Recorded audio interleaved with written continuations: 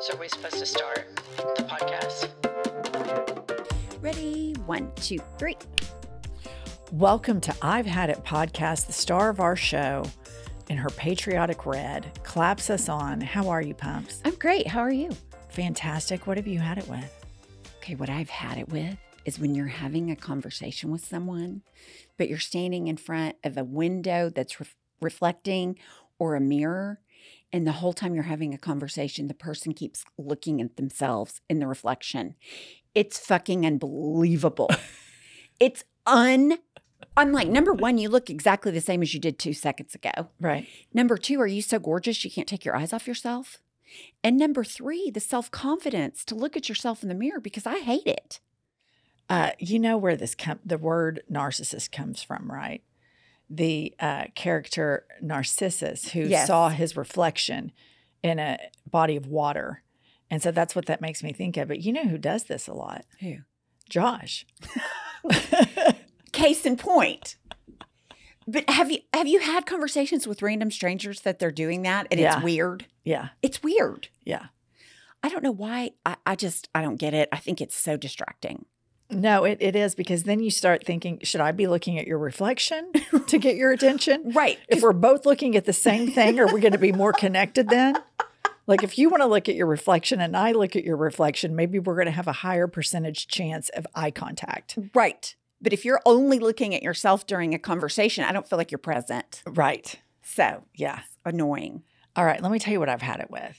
I have had it with people that don't give a shit about anything significant, specifically morally or ethically significant, until it happens to them. Right. Oh, and that's an epidemic. And let me give you some examples. So I had a conversation recently with a person about politics, a very civil conversation.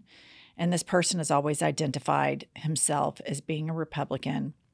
We were talking about the current presidential race. And I said, well, I think on the right side of the ticket, they want to do away with birth control and IVF. And he said, oh, I don't think they're going to do that. I said, well, nobody thought they were going to do that with Roe, but they did it. And all of these Republicans had an opportunity to codify birth control and IVF into law, and they voted against it. So they're sending signals.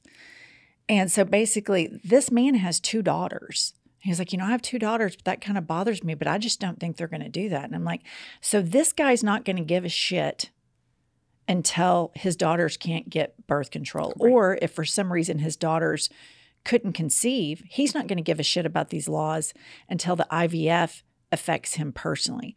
Another example is he said the gun thing really didn't bother him very much. Isn't that shocking? And I think this is like a microcosm if you enhance it all over the United States. A lot of people are like this because we value individualism so much more than collectivism. And so they don't care about other kids getting shot in schools until it happens to them. They don't care about the LGBTQIA plus community until it happens to them. They have a gay daughter or son. They have a queer granddaughter or grandson or non-binary person. And I just ask them, who's going to stand up for these kids? If you're not going to do it, then that puts the burden always on the left. Right. And then you criticize us for giving a shit. And you say we're virtue signaling and we're doing all of this sanctimony bullshit. But you don't give a shit about anything until it personally happens to you. And what makes me so mad / so sad about this is so many people that are members of the LGBTQ plus community, their biggest fear is telling their families, because their families are going to be a part of the bullying system. Their families aren't going to go march like you and I will with them and get on a podcast and speak out, vociferously in support of them and say, hey, we love you, we're proud of you.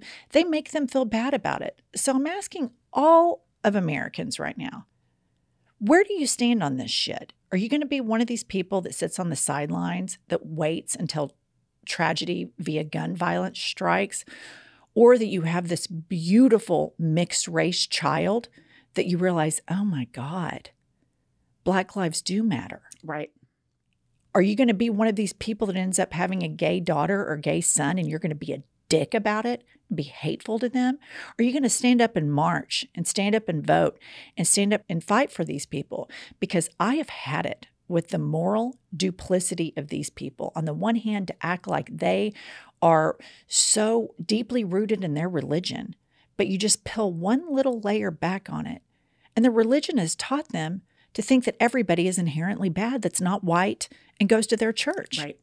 And I mean, I've absolutely had it with this. And this is a drum that I think we should continue to beat because there seems to be an epidemic problem in this with people that are in our demographic, Pumps. That's what I was just going to say. The typical person that espouses these theories, if you're stereotyping, it's white people, white men, white women, upper middle class that have a bias towards minorities and poor people. You know, and I just think about, here we are in this country, and I think the diversity is what's so amazing. Absolutely. That we have so many different types of people that immigrated to this country. And so I ask all of these people that are get triggered when they see a pride flag, or they get triggered that somebody might correct them about their pronoun use, or they get triggered when they think about immigrants. We were immigrants at some point. Right. Our ancestors came over here, had horrible human rights violations to the native population, kidnapped and enslaved a lot of Africans. And a few hundred years later, here we all are. We're all here. We all live here. Who are you going to be? Are you going to be an advocate for every American, or just the ones that look like you, right, that go to your church and that live in your cookie cutter subdivision? Is that what you're going to be? Because I've found time and time again, living in this Bible thumper state, the buckle of the Bible Belt, the people that are the least tolerant and the least kind and the most cruel to immigrants and the most cruel to sick people, the most cruel to people that live in poverty, are the most religious people I know. And so it's a call to all of the people that go to all of these megachurches that live in these cities all across the United States. Who are you? Who are you going to be? Who are you going to stand with? Who's going to stand for the kid whose parents shame them because they were born gay? Who are you going to be when there's immigrants that are separated from a toddler, separated from their parents that are seeking asylum, escaping violence? Who are you going to be? Are you going to be the person that sits around and calls them illegal and says, round them up, deport them? Or are you going to show some dignity and some grace and humanity? Are you going to be the asshole that says, I don't give a shit about guns? Then your grandchild or your daughter gets shot up in first grade and then you give a shit? Like, stop thinking about the now and play the tape through and have a sense of collectivism. You're clearly not getting it from your megachurch, so get it from somewhere else, because the cruelty of these people that we live around, Pumps, that we grew up around, is a uniquely white thing in this country. And it really fucking pisses me off that more people that have platforms like we have are too scared to say this shit and post it on their Instagram because they're fearful of losing followers. And I think it's cowardice, and I think they don't have backbones, and I have fucking had it. I completely agree. All right. I wanted to share with you all, Kiley and Pumps, a little story that I recently experienced. So I went to Europe with my oldest son and his girlfriend. And before I went, place where I play pickleball and tennis, a club that I belong to, the head guy was like, hey, we're going to do an inter-club open pickleball thing at this place called Rose Creek, and it's in the suburbs of Oklahoma City. Are you down? I said, yeah, I'm down. I'll go play. And he said, okay. It's 6 p.m. at this time at this place. And I said, okay. Well, 24 hours earlier, I committed to this like a month prior. I get back in town. I have jet lag. I'm exhausted. So I call the coach and I'm like, hey, I'm so tired. I just got back from Europe. I'm on a different time zone. I don't think I can play. He's like, look, I need you. I can't have you drop out. I've had to like grab the lifeguard to be one of them. You've got to show up. So I was like, you know what? I gave my word. I have to show up.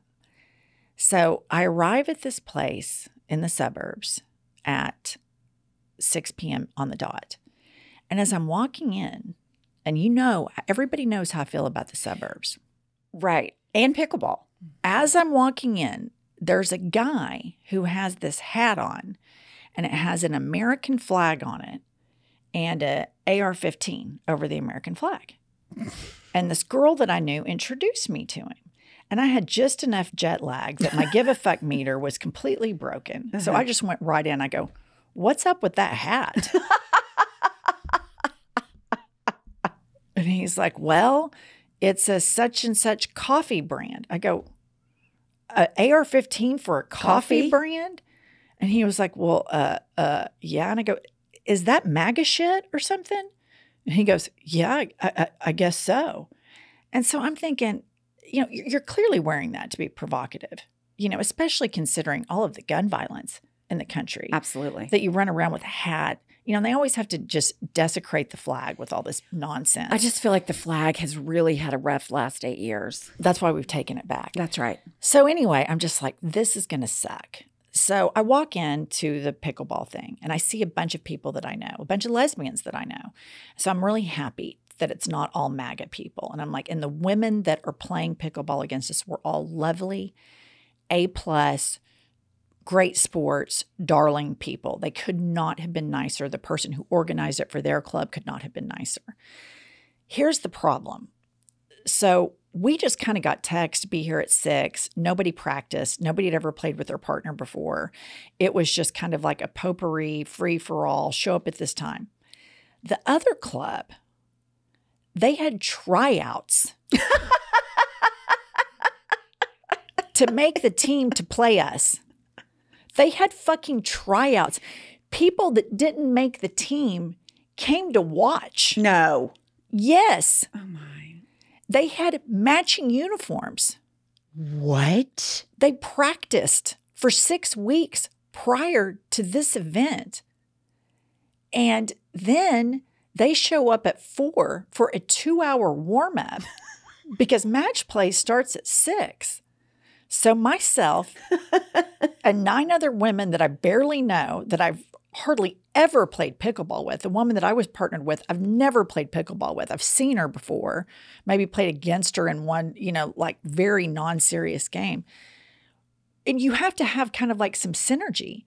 Right. We roll in and we get our fucking asses handed to us. I mean, I got skunked once, 11-0. It was an absolute smackdown annihilation of a team of people that were prepared, had tryouts, had matching outfits. They had gifts for us. They decorated it. Welcome to our pickleball place with Yeah. I walked up. Gifts? I walked up to Magic Mike. He's the leader of the club that I belong to, and he's a British guy. And I go, you have thrown us to the wolves. Right. You did not prepare us. These people had tryouts. People that are really good players didn't even make it. They didn't even make the team. They have matching outfits. They have gifts. They decorated it, and we got our fucking asses handed to us. And I've never even played with Andrew yet. Andrew's never played with me, and I loved my partner. She was great. It was the most humiliating, miserable pickleball experience that I've ever had in my life. Kudos to the Suburban team. Kudos to you all. Okay, here's my question.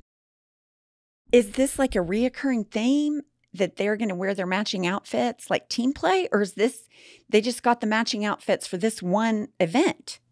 I don't know the answer to that because I was told that I needed to arrive at 6 and that it would end at 8.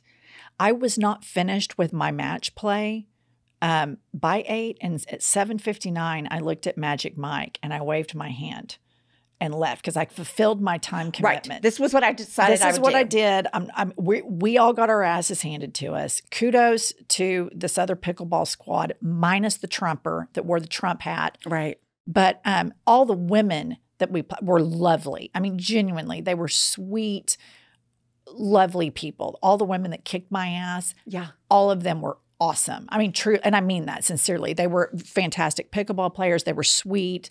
They had great sportsmanship.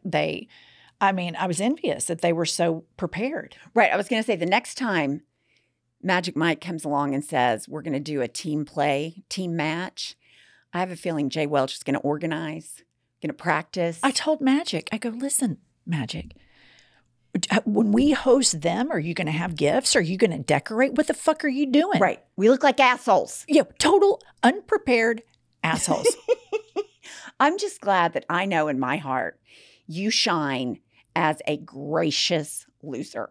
You are exceptionally gracious, kind, zero ego in the deal. When somebody hit a good shot, I always say that's a great shot. Right. I mean, there was a point where I was playing these people where I was just like, I don't even think I can move my legs to get the ball.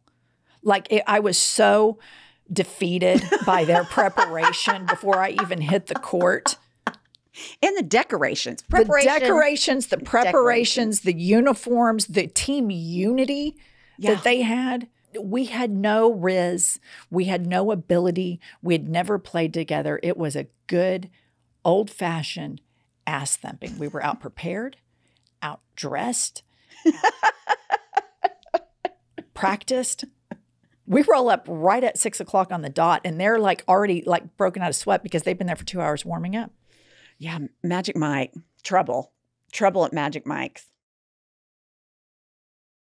Pumps, our ability to suck and then wake up the next day and suck more than the previous day is undefeated. It's unparalleled. We are the champions. If you would like to see how bad we suck, please join us in Seattle in September or New York City in November for, just some world-class shit talking. That's right. Live and in person. That's right.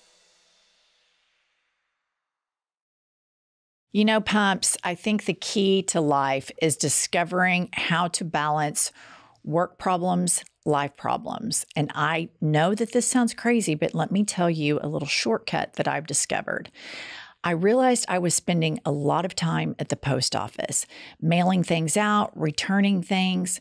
Now I've discovered stamps.com, and this is helping to contribute to my life balance, less work balance. I actually used stamps.com this weekend for Luke's graduation announcements. They were all ready to go, but I didn't have stamps. Got right on there. Done. Listener, take care of mailing and shipping wherever you are, even on the go with stamps.com mobile app. All you need is a computer and printer.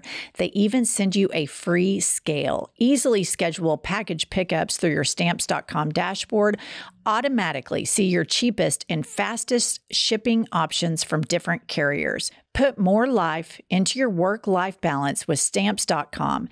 Sign up with the promo code HADIT for a special offer that includes a 4-week trial plus free postage and a free digital scale. No long-term commitments or contracts. Just go to Stamps.com, click on the microphone at the top of the page, and enter the code HADIT. All right, Kiley, what's going on the World Wide Web? All right, I've got a 4-star review. 4? That's I like a 4. I do too. It's honest. Yeah. Yeah, okay. It's titled Bullies. And they write, I have been a longtime patriot, but in one of the recent episodes, Jennifer and Kiley bullied the star of the show. Hence the star reduction. As someone who also does not feel when I have a camel toe, I feel for Memaw. It's not her fault or my fault that we have large labias. Stop bullying us. I fucking love that. Here's the deal. There's unity in that. Here's the deal. I know that sometimes I go hard at Memaw. I know. She's just not very nice to me. But if bullying Memaw is wrong, I don't want to be right. All right? I know she's nicer. I know she's the star of the show. I know all of those things, and I concur on all of them. But I will never not understand why she has such a visible camel toe. And she can't feel it. And it makes me really worry about your vagina. You know what? You could, instead of saying large labia, you could say well endowed. What do we call it? It's the Memaw meat curtains. Meat curtains. Memaw meat curtains. Meat curtain Memaw. Welcome the star of our show, Meat Curtain Memaw. Welcome to I've Had It. I'm Jennifer, and the star of our show is Meat Curtain Memaw. Memaw, what sound does an eagle make? Patriots and Gatriots, assemble, because Kiley and Seth have prepared some voice memos where you all have sent us on Instagram your grievances, which is one of our favorite episodes. So, Kiley, who do you have for us first? Up first, we've got Patty. Hi, Jen. Hi, Pumps. Unsure what we're calling you these days, so I'm just going to stick with Pumps. That's so true. I'm going to tell you what I've had it with, and it happens every fucking day of my professional fucking life. You're sitting at work, working away, and then somebody comes and says, "Hi, I hate to bother you, but," and I'm thinking to myself, you really don't hate to bother me, because here we are, you're fucking bothering me. Just say what you gotta say and move on. It drives me literally fucking bananas. Thank you. I felt that. I was going to say, I did that to you this morning. It's one of those things that it's one of these habits where we're all probably somewhat hypocritical, like the driving issue. Right. You know, guilty. I felt her, because the delivery was spot on. It Fabulous. it spoke right to my soul. I felt like we were twin flames, the caller and me. I mean, I just was like, yes, I understand this type of rage, and had-it-dom. Can we create a new word? Had-it-dom. And I really felt it. But I know that at some point today, when we disassemble from this fucking hollowed ground podcast studio of ours, and we all go to our little desks, I will probably walk up to you or Kiley or Seth and say, "Hey, I'm sorry to bother you, but will you pull up the footage of da-da-da-da-da?" And I'll do it. Right. Oh, I do it every day. Mm-hmm. And I hate it, especially if I'm really engaged in something. But I think what she's saying, I mean, Patty is spot on. It's annoying as fuck. But it's one of those things when you hear, "I hate to bother you," it's kind of like, no disrespect. You know, the minute you say it, you know where it's coming. That's a really good point, because they are bothering you. No, I think you're right. They're bothering There's a nuance to that. With all due respect, immediately means I'm going to be disrespectful. Because you're exactly right. That's yes. Look at me, Kurt and Memaw, cracking the case of the nuance of Patty's grievance. I'll tell you what. Meet Kurt and Memaw, attorney at please law. Stop saying meet attorney Kurt and Memaw. at law. First of all, it's disgusting. Kiley, will you please make a legal card? Please don't. For got injured in a car wreck? Contact Meet Kurt and Memaw, and we could have like the American flag and an eagle. Yeah, and call, some curtains. I mean, why stop 188 there? Meat curtain. We can make a jingle. Oh my gosh, Nick. Is Nick is our G. Nick G is our in-house rapper. Please don't do it. Please make an ad for attorney at law, Meet Kurt and Memaw, with eagle sounds and just a little, maybe 15, 20-second jingle that we can start playing with our commercials. Nick, even though I'm she doesn't begging want to you. practice law anymore. Nick, please do it. Please don't do it, Do it Nick. for America. You're a patriot. You're a gatriot. Do it for America.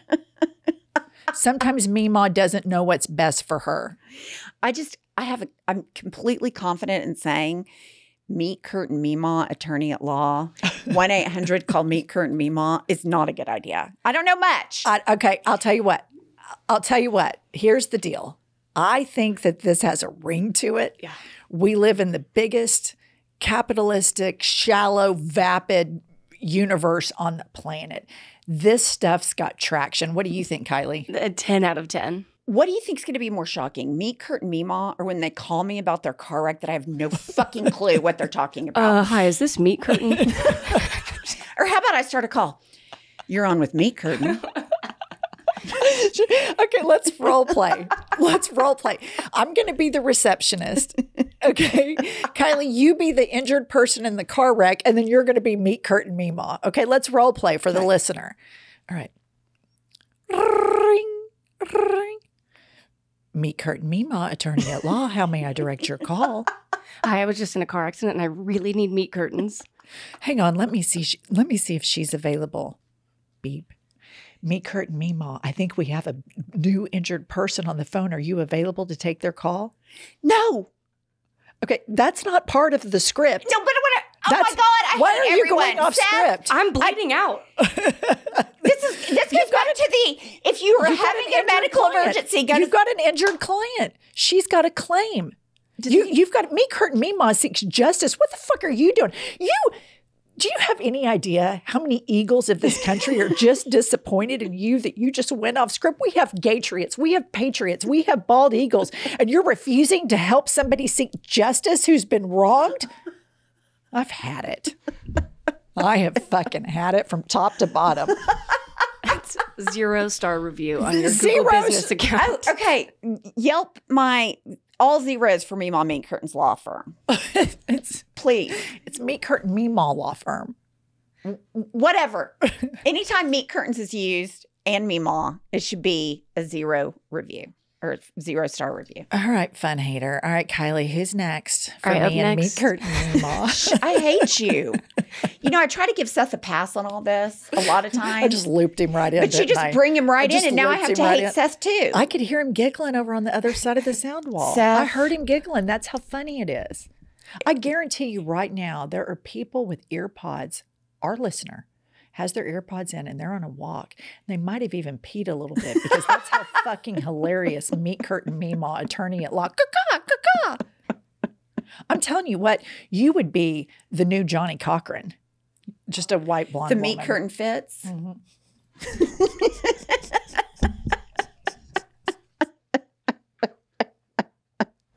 That's brilliant. See, you're a natural. You were born for this. If the meat curtain fits, you must acquit. Yeah. It's so good. It's so good. You're a natural. You were born for this Meat Curtain Memaw. I don't think that's right. I also just want to say, if you want to hear why we call her Meat Curtain Memaw, it's on Patreon only. That's right, Kiley. Right. And there better not be a reel about it. I'll be Yeah, I'm not pissed. allowed to make reels, so you have to get Jennifer's on like, make a Patreon. reel. I'm like, no fucking way, don't make a reel. Everybody on Patreon got their money's worth when we revealed the Meat Curtain Memaw. I mean, that's the content that people want. We deliver to the Patriots, to the Gatriots. And also, like, we have, you know, the eagle is our mascot. Right. We're taking it back. What do they say? Fucking A, caw. All right. All right, up next, we've got Austin. I've had it with people who insist on hugging every time they see you, usually when they arrive and when they leave. It's always like a little side hug. And it's people I see, I would say relatively regularly, like maybe once a week or every other week. You know, I don't need to hug you every time. Even my closest friend, if I hadn't seen her in like a year, I guarantee we don't hug when she picks me up from the airport or vice versa. Like, we just don't, I'm not a hugger. Never have been. The dry delivery of that is 10-star. I mean, there's nothing I love more than a deadpan dry delivery. This is my best friend. I haven't seen her in a year and she picks me up at the airport. I'm not hugging her. See, Austin, here's the deal. I'm a huge hugger. I hug people. I might hug Kiley every morning. I'm just a hugger. I like to hug people. People I don't know, people I don't see. Do you think it has anything to do with your meat curtains? No, I don't, as a matter of fact. Do you think people that have meat curtains have more of a I fucking leaning hate you. to be huggers? I know you hate Tell me. it to the hand. I know I'm a cunt. No, I know all the stuff. You're a hugger too, and I don't know anything about your meat curtains. But you're a hugger.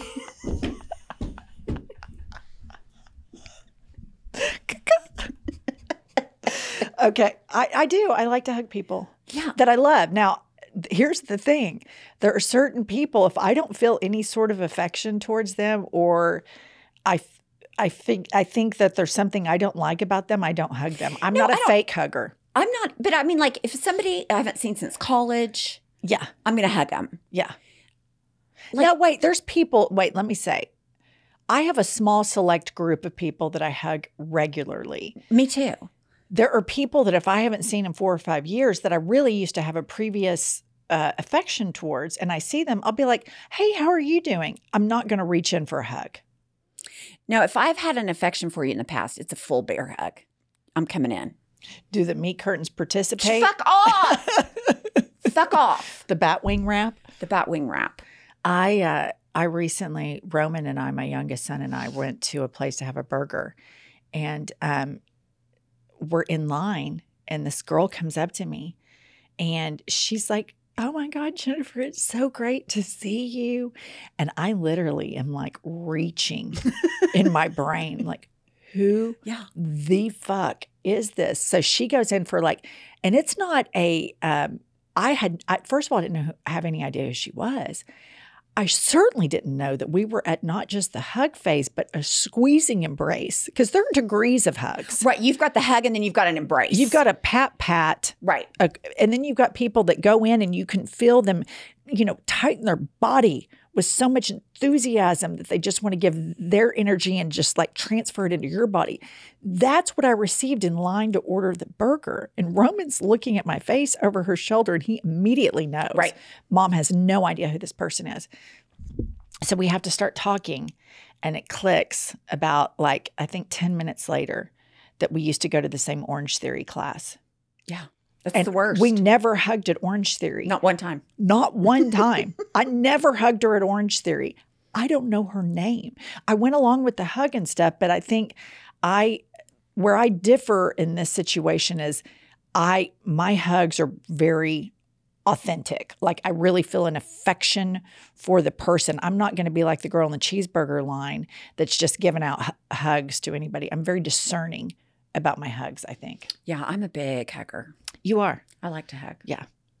It's because I'm just so even despite kind and sweet. Even despite hating me so much, you hug me all the time. I do. You do. You hug me all the time. But I have caught myself in situations like the other day, I was at Lowe's for the third time. What the fuck are you doing at Lowe's? Oh, I forget. That's where lesbians hang out. You're hilarious. No, it was an air filter thing. So wait, hold up. I got the wrong size twice. You're changing your air filters? Yes, I always change my air filter. Wow. Is that kind of gay? It's pretty butch. I wish if I were better at it, I would take credit for being a butch.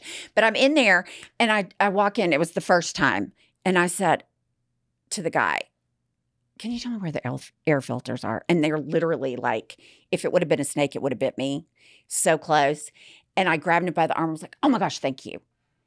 And I thought, you got to be more discerning about grabbing people you don't know, strangers. So I'm trying to be more consciously aware of, like I'll slap. Oh my gosh, that's funny. People don't like that more and more. Yeah. So I'm trying to be more discerning, but it's hard because as evidenced by my appearance at Lowe just this week. Pump, some things are a total crapshoot. Like you can say, "Oh, you know what? I think I'm going to try almond milk today in my coffee." And if it doesn't work out, no big deal. But when it comes to finding a physician, you can't just have this anything goes attitude. Let me give you an example. My son Roman has eczema on his arms, and we went to see one dermatologist, long wait period, etc. It didn't clear it up. So then I'm like, how am I going to find another dermatologist for my son? This is when I used ZocDoc. I was able to log on, filter through all of the necessary things, who's close, who accepts my insurance, who doesn't have a long waiting period, and voila, we have a doctor's appointment for the child. I love ZocDoc because it gives feedback from real life patients so you know what to expect from that physician. Listeners, ZocDoc is a free app and website where you can search and compare high quality in-network doctors, choose the right one for your needs, and click instantly to book an appointment. We're talking about in-network appointments with more than 100,000 healthcare providers across every specialty, from mental health to dental health, eye care to skincare, and much, much more. So stop putting off those doctor's appointments and go to ZocDoc.com/I've had it to find and instantly book a top-rated doctor today. That's ZocDoc.com/I've had it. ZocDoc.com/I've had it. Up next, we've got Matthew. All right, pumped full of pussy, juicy Jennifer. Hopefully this is my second appearance on the podcast. Here's what I've had it with. And I just witnessed this now on the road. I have fucking had it with 2010 Honda Civic drivers pimping those fuckers out like they're Ice Cube, roaring down the street, racing up to a red light. There is no reason why you should have a muffler on your 2010 Honda Civic that is the size of the fucking Empire State Building. There's no reason why you should have truck tires on your little tiny fucking car with your little tiny fucking dick. There is no reason your car should be that loud. It's not meant to be that loud. It's a Honda Civic, babe. Okay? Stop fucking pimping out your cars. Do us all a huge favor and pawn that shit. Because nobody gives a fuck. Nobody thinks you're fucking cool. Nobody likes your little blue interior lightings. Nobody fucking cares. Fucking pawn it and move on. Fucking weirdo loser.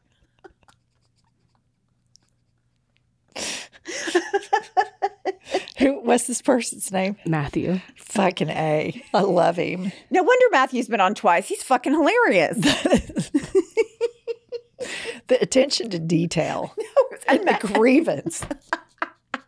I could visualize the car with his description. I saw the whole thing. Because we've all seen him. We've all seen And I'm like, him. what is going on here? I'm always like, are your attachments to your car worth more than your car? You know, I look at it and I think, how much money have you put into this car? I've just had it with, why would you want to have a loud car? Well, I mean, that's a whole nother story, but I mean, you can buy cars that are particularly loud. Like that's their claim to fame. What kind of car is that? Like a Porsche. Are they loud? Yeah, I mean, if the plus size over 55 men driving them do the revving and all that, they are. Yeah. But typically, I agree with Let me Matthew. ask you this. It's a little dick situation. Let me ask you this. If you met a man on a blind date, okay, and you really like him, okay, I mean, he's got all the red flags that you're climbing up dry humping immediately, all right? He's a serial killer in disguise, so naturally I love him. Every fucking red flag a person could have. I mean, your non-existent ovaries are humming like you wouldn't believe. Yeah. And y'all met at the restaurant, okay? You had Ubered there, okay. All right. And you're thinking, God, I really like this guy. He's attractive, great personality. He's on the right side of politics. And you're like, check, check, check, check, check. And he goes, hey, I mean, if you feel safe enough with me, will you let me drive you home? And you're like, yeah, sure, let's go. And you're kind of thinking, I might even show him the meat curtains. I might throw the meat curtains on him.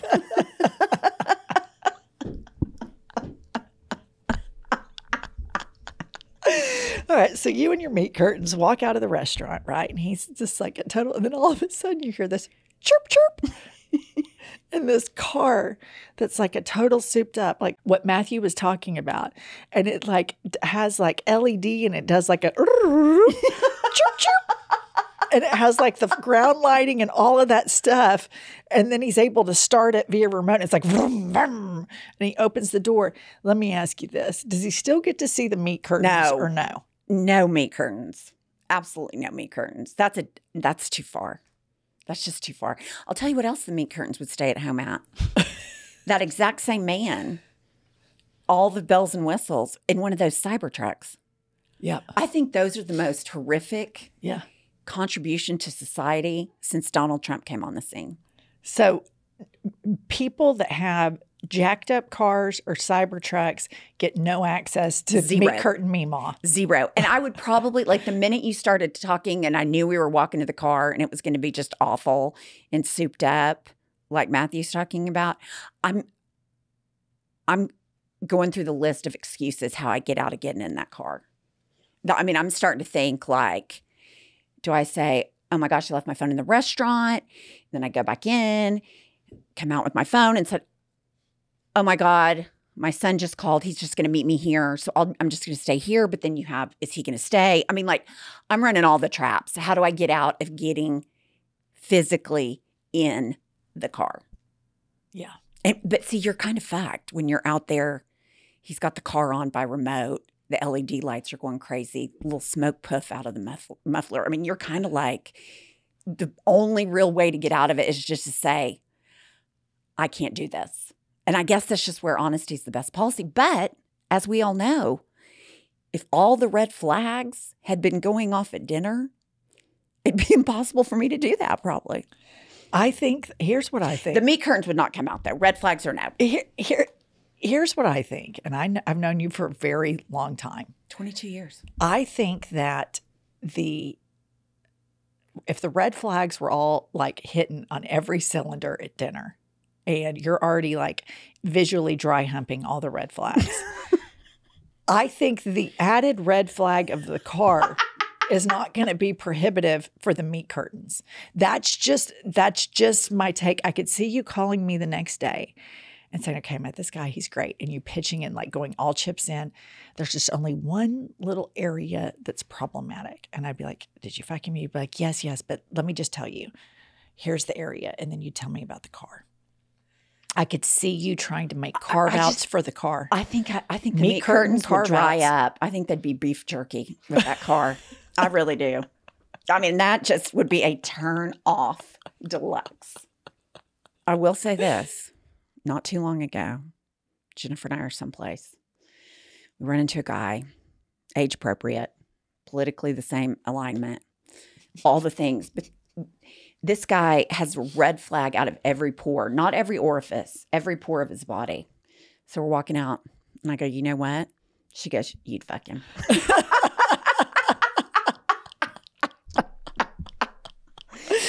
And she said, without hesitation, do not pass go, do not collect $200. It would be meat curtain, red flag, dry hump, city.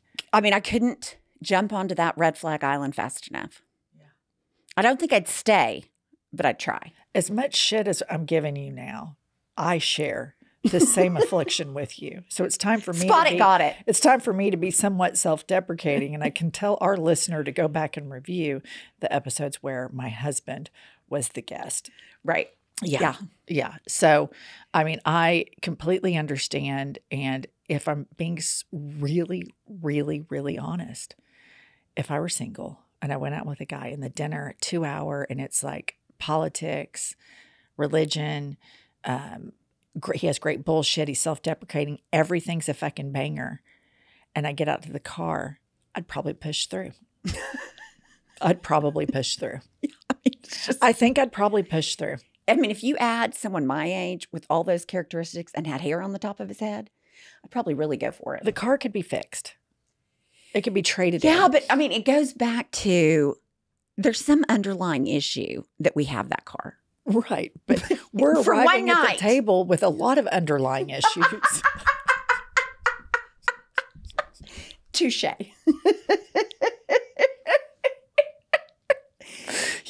Truth speaks right there. Right. Yeah. Right. I'm not coming in smelling like a rose either. Right.